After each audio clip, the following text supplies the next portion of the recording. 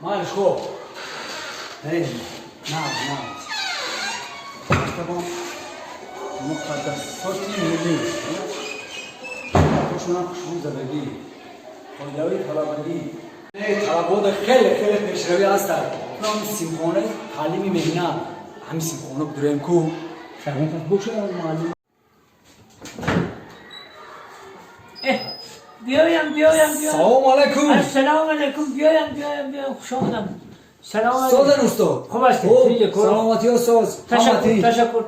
تشکر بیایم در نظرم چه سیمخانه تعلیم مهنت درست قید کرده ما آموزگار تعلیم مهنت الان طول 22 سال میشد که همه با طلبه ها با استادا و با طلبه ها همینجا سر کار داریم مالدیس این دستاوردهای خطر یا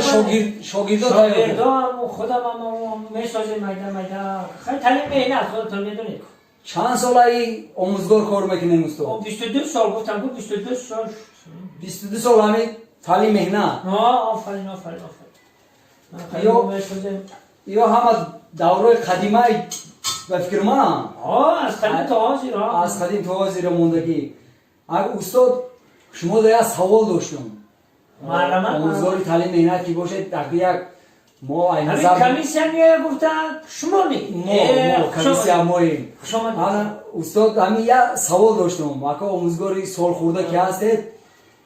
همین آهنه ما میدونستیم آهنه ایش چویا نه ایش چویا نه درست قید کردید استاد اگه شما آموزگار سال خورده ای 22 ساله که تعلیم مهنت درس داده باشین شما یک سوال داشتم مرحمت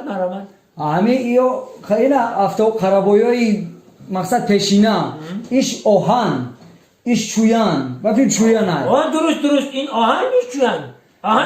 چویان آهن همین آهن از چویان فرقیتش در چیه استاد